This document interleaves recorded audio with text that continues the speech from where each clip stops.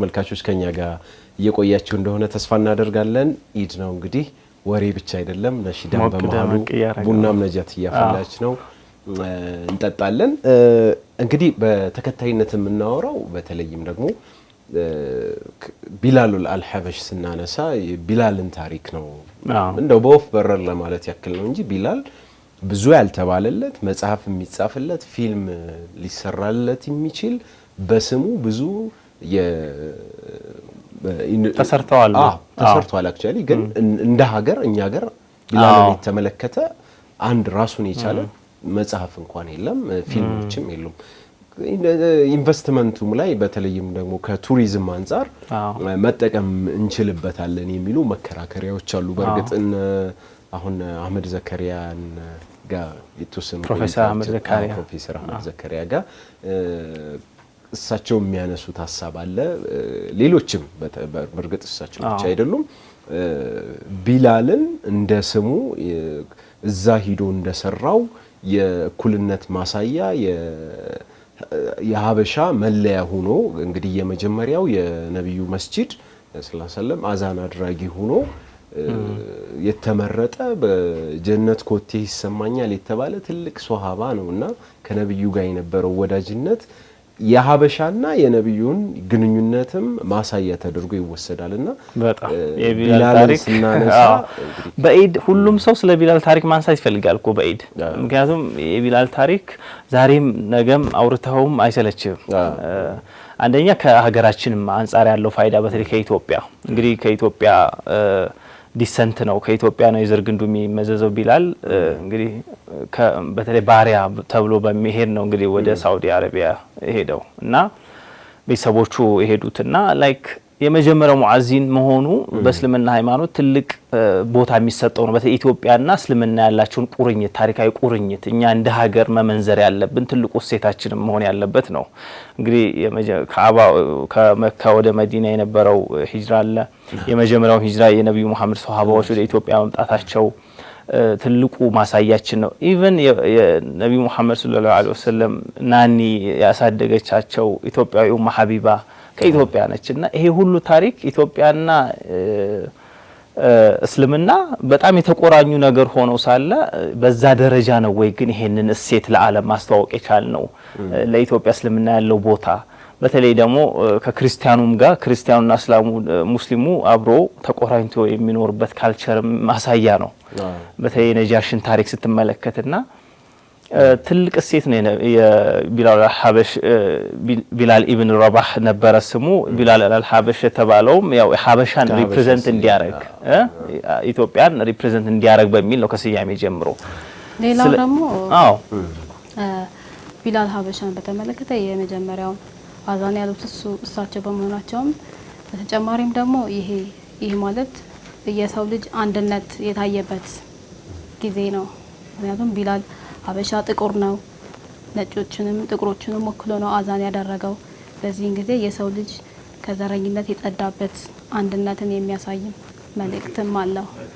የመጀመሪያው እንግዲህ ከነብዩ መሐመድ ሱሐባዎች ቀድመውም እስልምናን ከተቀበሉት ነው። የመጀመሪያዎቹ እስልምናን ከተቀበሉት መካከል ነው ቢላልና ከዛ በኋላ ያለፈበት ውጣ ውረድ ታሪኩ ራሱ የቢላል እጅግ ታማኝነቱ ለነብዩ ጋር የነበረው ቁርኝነትና ታማኝነት በነብዩ መሐመድ ሰለላሁ ዐለይሂ ወሰለም ሰጠ የነበረው ቦታ እነዚህ ነገሮች በሙሉ የቢላልን ታሪክ ለየትና ጎልቶም እንዲወጣ ያደርጉታል። ይሄ ደግሞ ቢላል ሀበሻ ከመሆኑ ጋር ተያይዞ አሁን እስካሁን ድረስ እንግዲህ ከካዕባው ጋም ተያይዞ የሚነሱ ታሪኮች አሉ። በርካታ ታሪኮች ናቸው ያሉትና ምን ያህል የሀበሻ በእስልምና ሃይማኖት ጋር ያለውን ቁርኝትና መስተጋብር ሊያሳዩ የሚችሉ ናቸው። የቢላል ታሪክ ቀላል ታሪክ አላሳለፈም። ቢላል እንግዲህ አረቢያ የነበረው ቁረሾች የነበረውን እስልምና ከመስፋፋቱ በፊት የነበሩ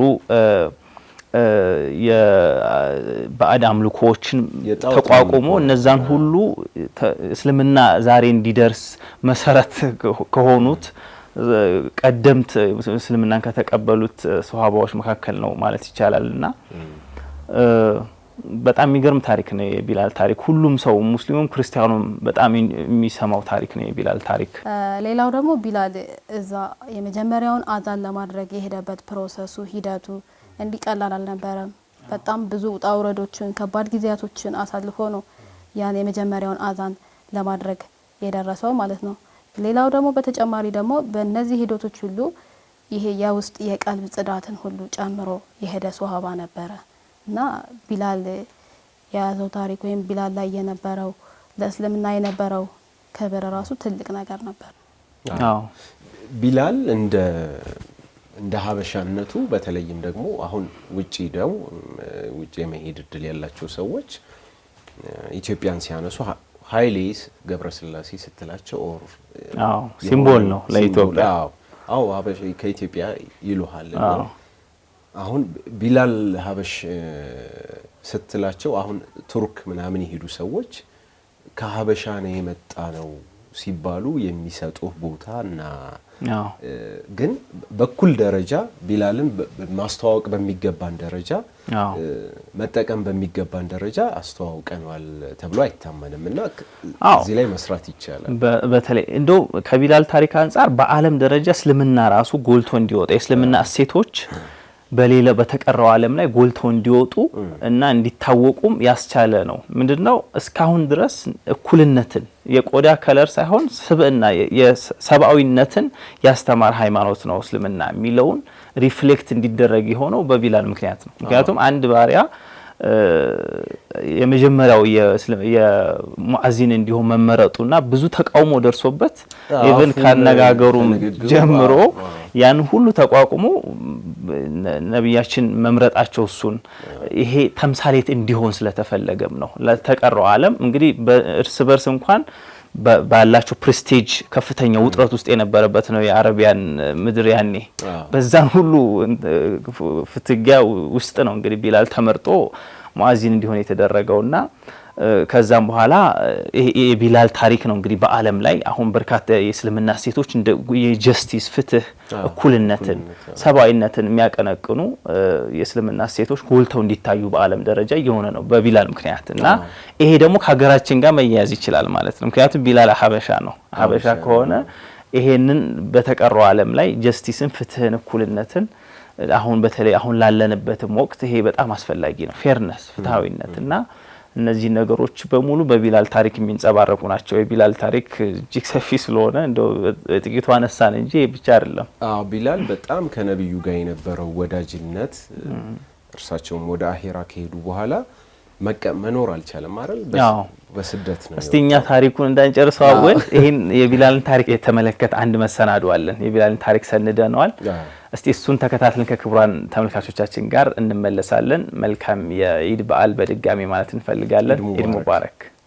ኢድ ሙባረክ ሙባረክ ሙባረክ ለና ወለኩም ተቀበለ አላህ صالح الأعمال منا ومنكم።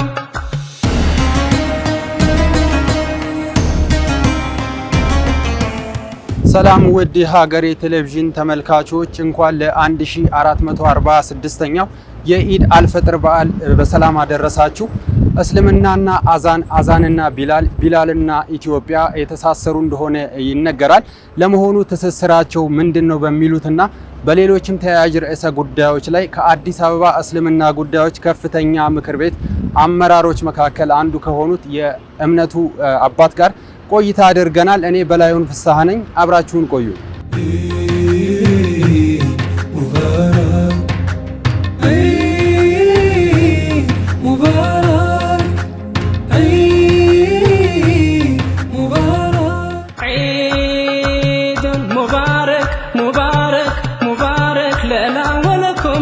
تقبل الله صالح الأعمال منا ومنكم።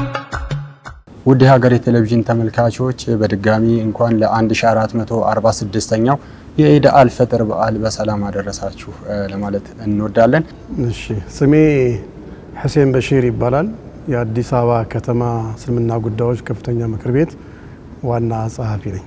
መልካም። እንደው አዛን በእስልምና አስተምሮ ዘንድ ስላለው ቦታ ለመጠየቅ ነበርና ምንድነው አዛን በእስልምና አስተምህሮ ወይም በእስልምና እምነት ዘንድ ያለው ቦታ ምንድነው የሚለውን ቢነግሩኝ። አዛን ለእስልምና እምነት ውስጥ ከፍተኛ የሆነ ቦታ ነው ያለው።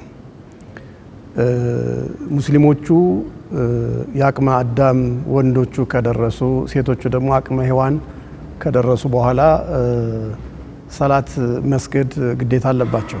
እርግጥ ሴቶቹ መስጊድ መጥተው እንዲሰግዱ ባይገደዱም መስጊድ መጥተው እንዲሰግዱ የሚከለክል ነገር የለም።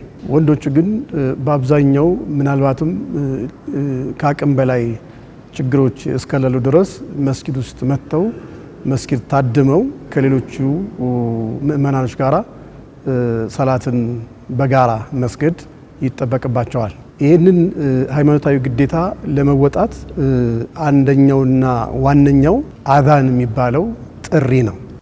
አላሁ አክበር አላሁ አክበር አላሁ አክበር አላሁ አክበር። ሰላት አላህ ተባረከ ወተዓላ መቼና እንዴት መሰገድ እንዳለበት ተደንግጓል። አላህ እንደዚህ ይላል፣ ቁል እነ ሰላተ ካነት ዐለል ሙእሚኒነ ኪታበን መውቁታ። በሙእሚኖች ላይ በተወሰነ ሰዓት፣ በተደነገገ ሰዓት፣ በታወቀ ሰዓት ላይ እንዲሰግዱ ሰላት በእነሱ ላይ ግዴታ ተደርጓ ይላል። ከሰላት ውጪ መስገድም አይቻልም። ከሰዓቱ በኋላም በፊትም እንዲሁ ይህንን ሃይማኖታዊ ተግባር ማከናወን አይቻልም። ይህንን ሰላት የሚባለውን ሃይማኖታዊ ተግባር ለማከናወን ደግሞ ጥሪ ይፈልጋል። ይሄ ጥሪ ምእመናኖችን ምን እያለ ነው የሚጣራው? ሰላት ስለደረሰ ለምሳሌ ዙሁር የሚባለው ረፋድ ላይ የሚሰገደው ሰላት መድረሱን ሰዎች በአንድም በሌላ መንገድ ስራ ላይ ተወጥረው ከሆነ ድምጹን የአዛንን ድምጽ ሲሰሙ ስራቸውን አቁመው ለጊዜውም ቢሆን ወደ መስጊድ ይተማሉ ማለት ነው። ምናልባት ወደ መስጊድ መምጣት የማይችሉበት ሁኔታ ካለ፣ በቅርብ መስጊድ ከሌለ፣ አገርም ውስጥ ሳይሆኑ ውጭ ሀገር ላይ ሆነው ለሀገሩ እንግዳ ለሰው ባዳ የሆኑ እንደሆነ መስጂዱን ካላወቁ እዛው አለበት ቦታ ላይ ሆነው ሰላታቸው እንዲሰግዱ ምንድነው የሚረዳቸው ከተባለ አዛን ነው። አዛን ካልተሰማ ብዙ ሰዎች ይደናገራሉ፣ ይደናበራሉ። አንዳንድ ሰው እጁ ላይ ሰዓትም አይኖርም። ሰዓትም ቢኖር ደግሞ እንደያገሩ የሲቲዝን ጉዳይ ደግሞ ሲዝኖች ስላሉ ወቅቶች ጸዳይ፣ ክረምት፣ በጋ ምንላቸው ላይ ሰዓታችሁ ይቀናነሳሉ፣ ይጨምራሉ። አንዳንዴ ለምሳሌ ዙር 6 ተኩል 6 ከሩብ ሲሰገድ አንዳንዴ ደግሞ 7 ሩብ ጉዳይ 7 ሰዓትም ላይ ሊሰገድ ይችላል። እነዚህ ነገሮችን በሙሉ ሊያሳልጥልን የሚችለው አዛኑ ነው። አላሁ አክበር አላሁ አክበር አላሁ አክበር አላሁ አክበር አሽሀዱ አን ላ ኢላሃ ኢለላህ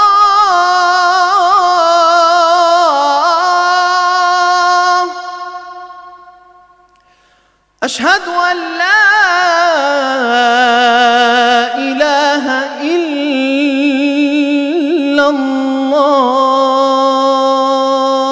الله أشهد أن محمدًا رسول الله أشهد أن محمدًا رسول الله حي على الصلاة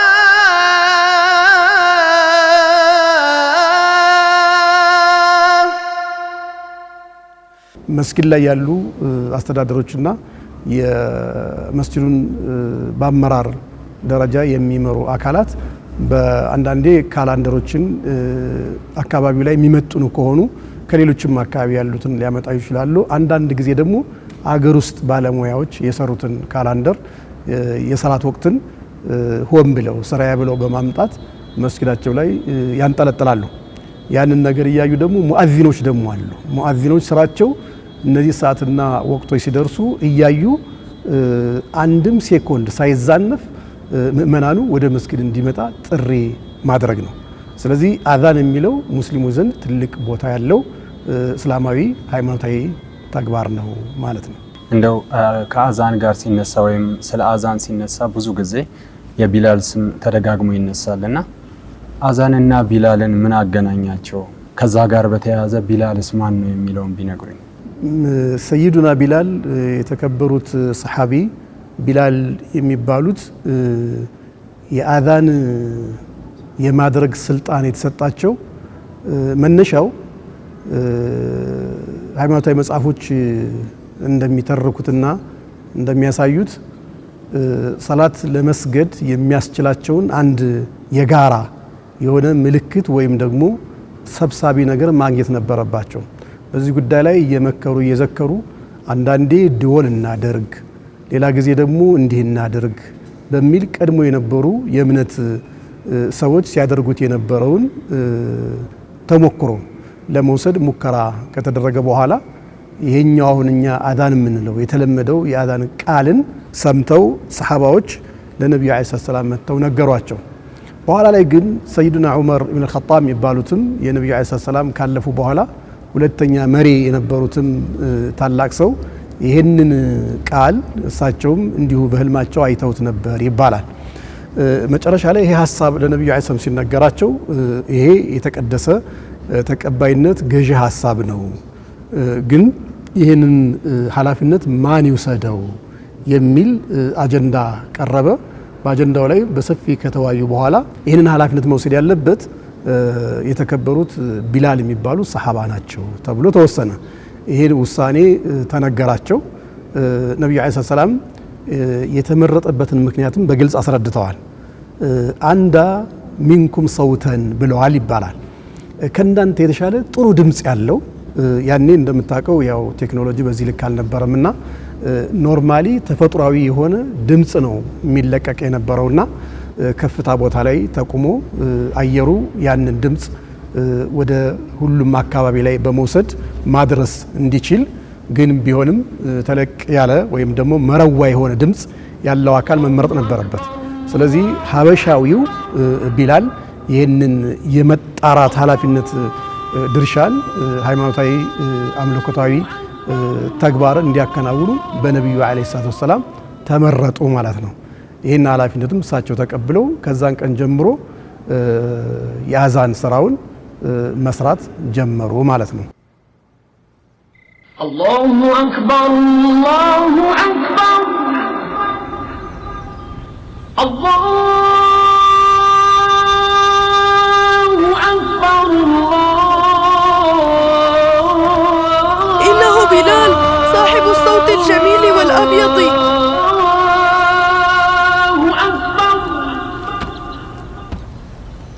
أشهد أن لا إله إلا الله.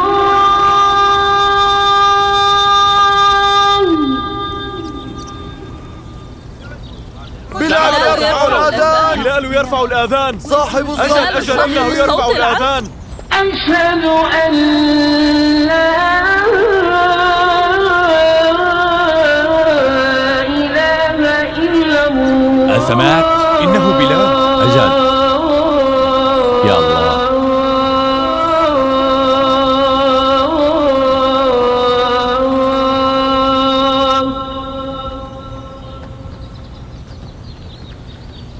أشهد أن محمد رسول الله.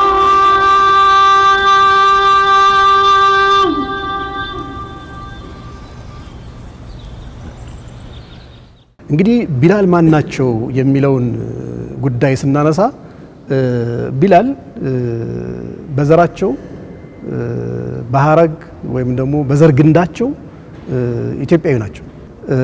ይህ ሰው እንግዲህ በወቅቱ በነበረው ስርዓት ጨለምተኝነትና ኋላ ቀር አስተሳሰብ የነበራቸው ማህበረሰቦች ነበሩና ደከም ያለውን አካል በጉልበት ባሪያ የማድረግ ስርዓት በሰፊው ተንሰራፍቶና ተስፋፍቶ የነበረበት አጋጣሚ ነበር።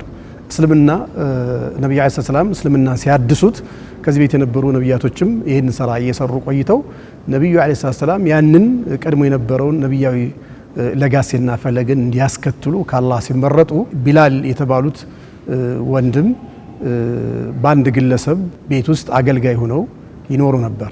ስለዚህ ይህ ታላቅ ስብዕና ያላቸው ቢላል ሐበሺ በዛ ግለሰብ ቤት ውስጥ ይኖሩ ነበረ። ነገር ግን ሳያስፈቅዱ በራሳቸው አእምሮ ብሩህ አእምሮ ስለነበራቸው እኛ በእጃችን የምንሰራውን ጣዖታት ከምናመልክና ለነሱ ከምንበረከክ ለነሱ ተገዢ ከምንሆን ልባችን ከነሱ ጋር ያለው ትስስርና ቁርኝት የሚያመጣው ፋይዳም ጥቅምም የለውም የሚለውን እሳቤ በማሰብ ወደ ነብዩ አለይሂ ሰላም ጥሪ ፊታቸውን አዞረው ባደረጉት እንቅስቃሴ ላይ ይሄማ መደረግ የለበትም የሚል ነገር ተቆጥቶ ሰውየው ሲገርፋቸው ነበር። ያ ሁሉ በደልና ግፍ ግን እየደረሰባቸው በመካ ምድር ላይ መካ ላይ ብዙ ጊዜ ሄደናል፣ እኛ አይተነዋል። የሙቀቱ ዲግሪ ሴንቲግሬድ ከ50 በላይ ሁሉ ይደርሳል። አይደለም ራቁት ለብሰህም አትችለውም። ብዙ ሰዎች ሐጅ በማሳላት ዙሪያ ላይ የሳዑዲ የጸጥታ አካላት ፀሐዩ በጣም ስለሚከብዳቸው በቁማቸው የሚወድቁበት ሁሉ አጋጣሚ አለ። ቢላል ግን መንፈሰ ጠንካራ በመሆናቸው ድንጋይ ተጭኖባቸው መሬት ላይ ተጥለው የኛን አምላክ ልትክድ አይገባም የመሐመድን እምነት ካድ ሲባላቸው በፍጹም ይሄን ነገር አላደርገውም በማለታቸው የቁረይሽ ወጣቶች ትልልቅ ወጣቶችና አንቱ የተባሉ ዝና ያላቸው በጦር መሪነትም የሚታወቁ እነ ኻሊድ ብን ወሊድ እና ኢብኑ ዓስ የሚባሉ አምር ብን ዓስ የሚባሉ ትልልቅ አስተዋይ የሆኑ ሰዎች በሰዓቱና በወቅቱ በእነሱ ምልከታ እኛ ቢላልን በዚህ ልክ አናቀው ነበር፣ አገልጋይ መሆኑን ብቻ ነበር የምናቀው። እንዴት ከይፈ ሰመደ ሱሙድ الرجال وكيف ثبت ثبوت الجبال ይሉ ነበር ይባላል። እንደ ተራራ ጸንቶ የቆመ እንደ ጀግና አልበገር ያለ መሆኑን ዛሬ ነው ያወቅነው። በዚህ ልክ እየተቀጣና እየተገረፈ እየተሰቃየና እየተበደለ ግፍና በደል እየተፈራረቀበት አለንጋ ይገረፋል፣ እንደገና ሙቀቱ ከታች ይገርፈዋል፣ ከላይ ደግሞ ድንጋይ ጭነውበት ይሄን ሁሉ ግፍ እያስተናገደ ነገር ግን በጽናት እምነቴን አልቀይርም ያለ ሰው መሆኑን ዛሬ ነው ያወቅነው በሚል የምስክርነት ቃላቸውን የሰጡበት አጋጣሚ ነበር።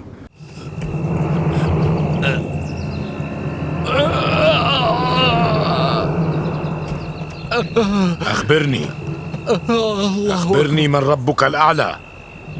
تكلم. من هو ربك الأعلى؟ من؟ الله أكبر. الله أكبر.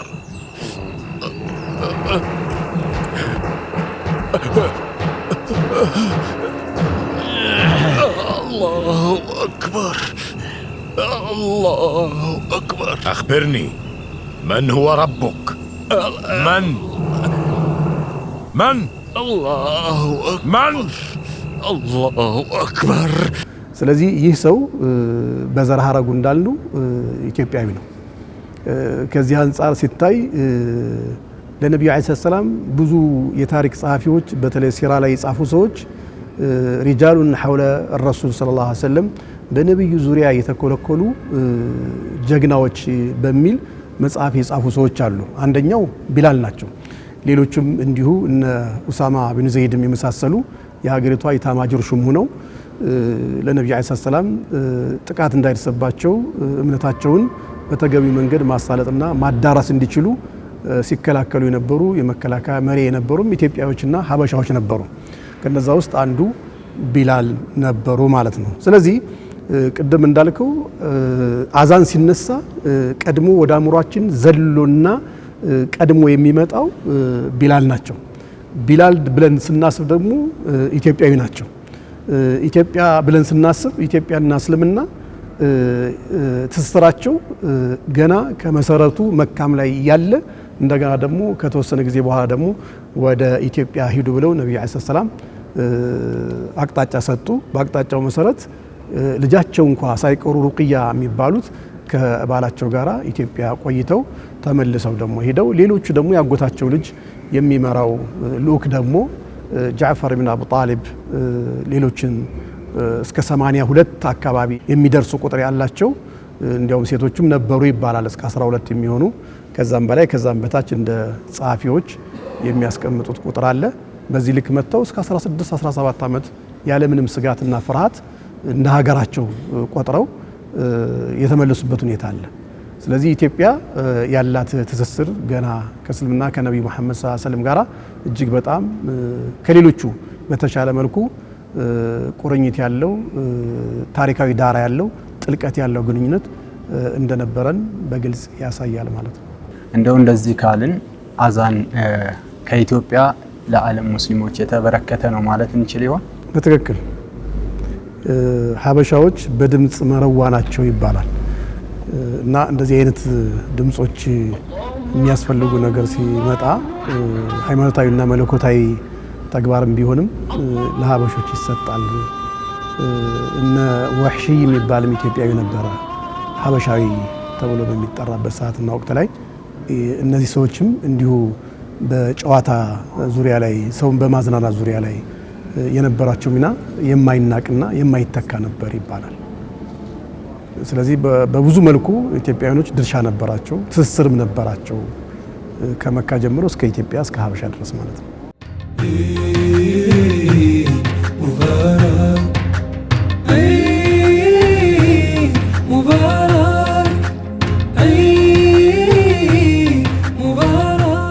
አዛንን የሚሉት ሙአዚን እንደሚባሉ ቅድም አንስተውልኛልና ከዚህ ጋር በተያያዘ ሙአዚኖችን እንዴት ነው እምነቱ የሚያፈራው ማለት እንችላለን? እንዴት ብለን መናገር እንችላለን? ከዚህ ጋር በተያያዘ እውነት ነው እንግዲህ ሙአዚን ደረጃው ከሌሎቹ ከፍ ያለ ነው ብለዋል ነብዩ አለይሂ ሰላም። አጥወሉሁም አዕናቃ ምን ማለት ነው? ረጅም አንገት የሚኖረው የዚች ዓለም ፍጻሜ ላይ ሰዎች ተቀስቀሰው ጌታ ፊት ቀርበው ዳኝነት በሚሰጥበት ሰዓትና ወቅት ላይ ረጅም አንገት የሚኖራቸው ሙአዚኖች ናቸው ይባላል። ካችም ድምጻቸውን ከፍ አድርገው ሌሎቹ እንዲሰሙ በሚያደርጉት ጥረትና ገት ላይ ለነሱ ሽልማት የተሰጠ የተበረከተ የጌታ ገጸ በረከት ነው ይላሉ። ሙአዚኖች አሁን ላይ በብዙ ሀገራት ላይ ልክ በዩኒቨርሲቲ ደረጃ የተለያዩ የትምህርት ሳብጀክቶችን ወይም ደግሞ ስልጠናዎችን እንደምንወስድ ሁሉ ሙአዚኖች ይሰለጥናሉ። ድምጻቸው ልክ አሁን እዚህ ሀገር ላይ የያሬድ ሙዚቃ ቤት ተብሎ የሚታወቅ ትምህርት ቤት አለ። አዝማችና ስንኝ ብለህ የምትወስደው የድምጽ አወጣጥ ቅላጼ አለ። በዛ ልክ ኢንስቲትዩቶች ተከፍተው ሙአዚኖች እየሰለጠኑ የስልጠና ሰርቲፊኬታቸውን ይዘው ሲመጡ የመስጊድ አገልጋይ እንዲሆኑ ይደረጋል።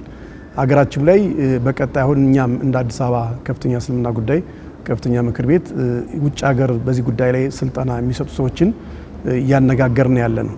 ከኢትዮጵያ እስልምና ጉዳይ ጠቅላይ ምክር ቤቱም ጋራ በመነጋገር ሰልጣኞች እንዲኖሩና አሰልጣኞችን መጥተው እንዲያሰለጥኑልን። ምክንያቱም እኛ እንደ አዲስ አበባ እስልምና ጉዳይ ወደ 360 አካባቢ የሚሆኑ መስጊዶች አሉ በእኛ ስር የምናስተዳድራቸው። እዚያ ውስጥ እንግዲህ ዋና ኢማም ይባላል የሚመራ ምእመናኑን፣ ከዛ ረዳት ምክትል ተብሎ ደግሞ አለ፣ ከዛ ሙአዚን አለ። እነዚህ ሶስቱ በዋናነት የሚጠቀሱ ጎልተው የሚታዩና ሚናቸውን በዛ ልክ ከፍ ያለ ነው። ሌላ የመስጂድ አስተዳደር አለ።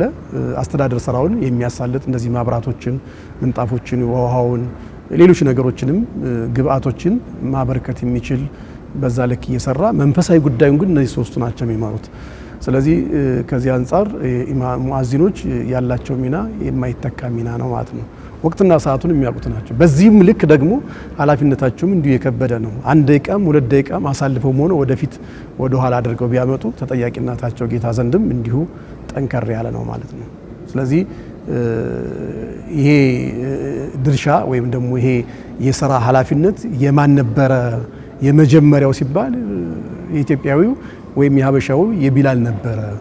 ዛሬ ላይ ዓለም ላይ ሙአዚኖች ያስተጋባሉ። ድምጽ ስትሰማ ሁል ጊዜ በዛ ልክ ነው የምታስበው።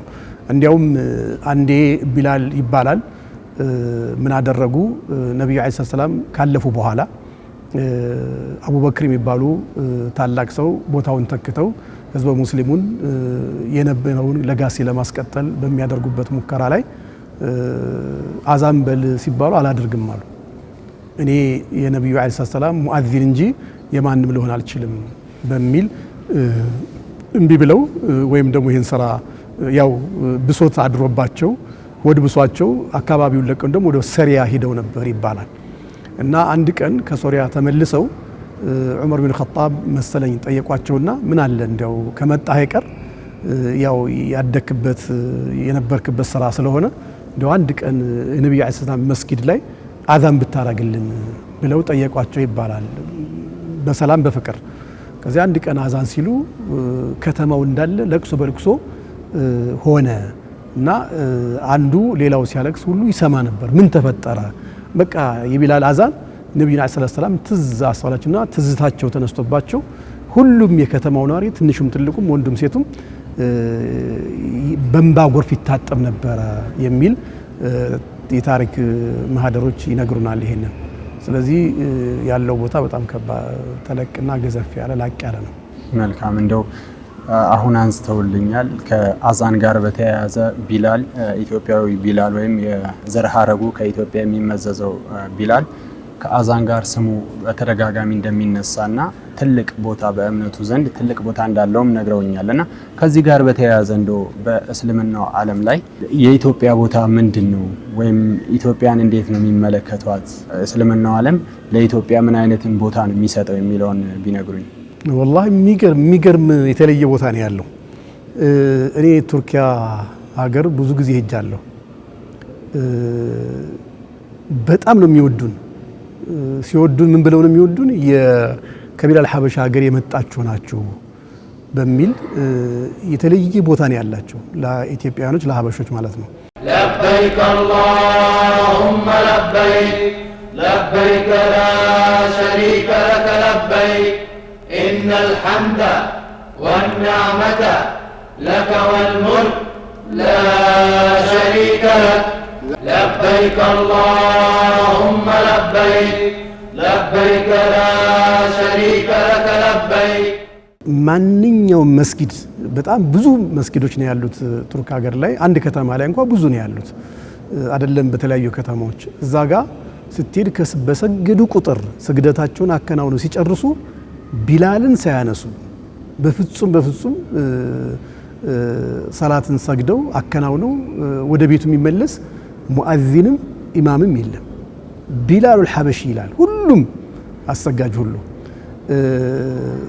አንዳንዶቹ ከአንድ ወደ አንድ ሀገር እየሄዱ ሰበካ ያካሂዳሉ።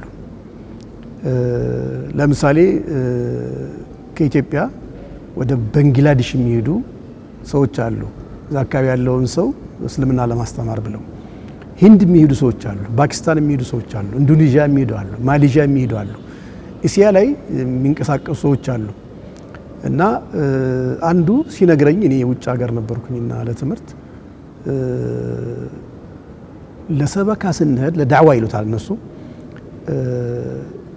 በየቤቱ እያንኳኳን ሰላምታ እናቀርብና እንዲያው እስልምናን ለመስበክ ነው የመጣን እንላቸዋለን። ከየት ሀገር ነው የመጣችሁ ብለው ሲጠይቁን ማዕከላችን አንድ ኢትዮጵያዊም ወይም ደግሞ ሀበሻ ካለ ከዛን የመጣን እንላቸዋለን አሉ። ከቢላል ሐበሻ ሀገር ዌልካም በሚል በራቸውንም ልባቸውንም ይከፍቱልናል። ስለዚህ ሁሉ ጊዜ ከአንድ ሀገር ወደ አንድ ሀገር ስንሄድ አንድ ማዕከላችን ኢትዮጵያ እንዲኖር እንወዳለን፣ እንፈቅዳለን፣ እንደገናም እንዲኖር ደግሞ እንመኛለን አሉ። የምንመኝበት ምክንያት የሄድንበትን መንገድ ጉዳይ በቀላሉ አሳክተን መምጣት ስለምንችል የትኛውም ቦታ እስያ የሚባል ሀገር ተሄዶ ከሀበሻ ነው የመጣሁት ካልክ እነሱ ናቸው ቢላል ሐበሻ ብለው መልስ የሚሰጡት። አዎ ካልክ በሩም ቤቱም ልብም ክፍት ነው ተብሎ ዌልካም ትባላለህ፣ ኖር ትባላለህ፣ አርሂቡ ትባላለህ። በዚህ ልክ የምትፈልገውን ነገር አድርገህ ትመጣለህ። ስለዚህ የትም ቦታ ላይ ሄደህ ከሀበሻ ነው የመጣው ካልክ የሚነሳልህ ቢላል ሐበሽ ነው። ቢላል ሐበሽ ከተነሳ በኋላ በዚህ ልክ እናንተማ የሙአዚኑ ረሱላህ ሰለላሁ ዐለይሂ ወሰለም ቤተሰብ አይደላችሁ ተብሎ ታርዶልህ ተጎዝጉዞልህ እንደሚባለው በዚህ ልክ ተከብረህ ታፍረህ ነው የምትመለሰው። እሳቸውም ቢሆን በሰዓታቸውና በወቅታቸው አንድ የመን ሄደው ነበር ይባላል። የመን ሄደው እንግዲህ በቆዳቸው ጠቆር ያሉ ናቸው ቢላል። ያው ዘራቸው ሀበሻ ስለሆነ ሀበሻ የሚታወቀው ጠቆር ቆዳው ወይናማ ወይም ደግሞ ቀይዳማ የሚባል አይነት ነገር ነው ያለው።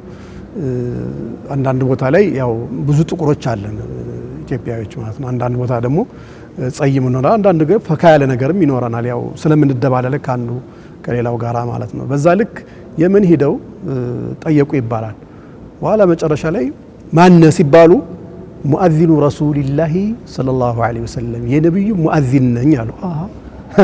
የነብዩ ሙአዚን መጥቶማ እንዴት እንመልሳለን? ምንስ ቢሆን ዞሮ ዞሮ የቆዳ ጥያቄ ቢኖርም ቅሉ እንደው አንዳንድ ሰው ያው ጠቆር ያለ ነገር ብዙን ጊዜ ደስ ላይለው ይችላል። ቢሆንም ግን የእምነት ጉዳይ ስለሆነ እምነት ደግሞ ከሁሉ በላይ ነው፣ ከገንዘብ በላይ ነው፣ ከማንነትህም በላይ ነው የሚሆነው፣ ከክብርህም በላይ እምነት ይበልጣልና በዛ ልክ ለእምነታቸው ሲሉ የሚመጣባቸው ሰው ካለ እስከ መከላከል ሄደው ብዙ ነገር መስዋዕት ይከፍላሉ። ከዛ መርሐባ ነው ያሉት። በቃ በጣም ደስ ነው የሚለን የነብዩ ሙአዚን መተውሉና ልጃችን ላለመስጠት የምናንገራግርበት ወደ ኋላ ወደፊት የምንልበት ማጋጠም በፍጹም ሊኖር አይችልም ተብሎ የተዳሩበት ሁኔታ ሁሉ አለ ነው የሚባለው።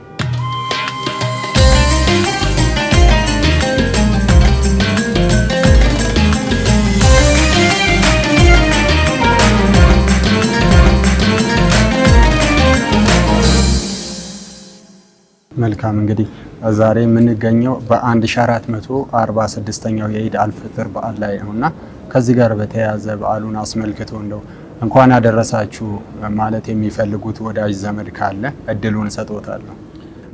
እንግዲህ ያው እንደተባለው ረመዳን የኸይር ወር ነው፣ የመልካም ወር ነው፣ የመተሳሰቢያ ወር ነው። አንዱ ከሌላው ጋራ የሚደጋገፍበት ለሌላው አለይታ የሚሆንበት ወር እንደነበረ እናውቃለን። በዚህ ልክ የለውጥ ወር አድርገኑ ራሳችንን ለውጠን ስብዕናችንን አሳድገን አበልጽገን ከአላህ ጋር የነበረን ግንኙነታችንን አጠንክረን የተቋረጠ ካለም መስመሩን ቀጥለን የቀነጨረ ካለም እንዲፋፋ አድርገን ከኛ በታች ያሉ በኢኮኖሚ ደከም ያሉ ማህበረሰቦችም ደግፈን ለሀገር ሰላምና እድገትም አስተዋጽኦ አድርገን አልፎ ከሆነ አልহামዱሊላህ የሰራኑ ስራ መልካም ነው ብለን በሰራኑ ስራ እየተደሰትን ምናልባት የሚቀረን ነገር ካለ ይሄንን የሰራኑን ስራ የለፋንበትን ልፋት ደግሞ ውጤታማና ፍሬያማ አድርግልን ብለን ከጌታችን ጋር ያለን ግንኙነትን የበለጠ አጠንክረን ጌታችን እየተማጸን በቀጣይ ደግሞ አላህ እድሜና ጸጋ ሰጥቶን ይሄን ረመዳን ምናገኘው እንድንሆን ዱዓ እያደረግን ዒዱ ደግሞ እንግዲህ በሰላም እንደ ጾምን ሁሉ በሰላም እንዲያልፍ ምናልባት ዒድ ላይ ወይም ደግሞ በዓሉ ላይ ባንድም በሌላ ምክንያት ለዒድ የሚያስፈልጋቸውን ነገር ሳያገኙ ቀርተው እንዳያዝኑ እንዳይተክዙ እኛ እንደተደሰትን ሁሉ ሁለት ደስታ ነው የሚኖረን። አንደኛ በሰላሙ በአግባቡ በስርዓቱ ጾሙን አንድ ብለን ጀምረን እስከ 30 በመጨረሳችን ምክንያት ለአላህ ምስጋና እያቀረብን ደስታችን ወደርና ገደብ የለውም። በሌላ መንገድ ደግሞ ዒዳችን በሰላም ከቤተሰቦቻችን ጋራ ከዘመድ አዝማድ ጋራ ከጎረቤት ጋራ አሳልፈን ያለምንም ችግር ጸጥታውም ሳይደፈርስ ከኛ ጎረቤቶቻችንም ልጆቻቸውም እንደኛ ልጆች እየፈነደቁ ደስ እያላቸው ዒዱን እንዲያሳልፉ እነሱንም መፍቀድ ያስፈልገናል። ለነሱ የሚያስፈልጋቸው ግብዓት ካለም ለነሱ ቤታቸው ድረስ በማድረስ የሚበላም ሆነ የሚጠጣ የሚለበስም ሆነ የሚጎረስ እነዚህ ነገሮችን ለነሱ በማቀበል ዒዳችን እናሳልፍ አደራ እያልኩኝ እንኳን አላህ ተባረከ ወተዓላ ለ1446ኛው ሂጅራ ዓመት ዒድ አልፊጥር አደረሳችሁ። እንዲሁም ዘመዶችና ወንድሞቼ እናቴና አክስቶቼ ሌሎች ጓደኞቼም በውጭ ሀገርም በሀገር ውስጥ የምትኖሩ ወንድሞች ሰላምና ጤና ክብርና ምስጋና ለእናንተ ይሁንላችሁ። እንኳን ለዒድ አደረሳችሁ ለማለት እወዳለሁ። ውድ ተመልካቾቻችን የ1446ኛውን የኢድ አልፈጥር በዓል አስመልክቶ በተለይም ደግሞ አዛንና ከአዛን ጋር የተያያዙ ሀሳቦችን በማንሳት ከአዲስ አበባ እስልምና ጉዳዮች ከፍተኛ ምክር ቤት ዋና ጸሐፊ ሼክ ሁሴን በሽር ጋር ያደረግነው ቆይታ እስካሁን የተከታተላችሁትን ይመስል ነበር። አብራችሁን ስለቆያችሁ እናመሰግናለን። መልካም በዓል።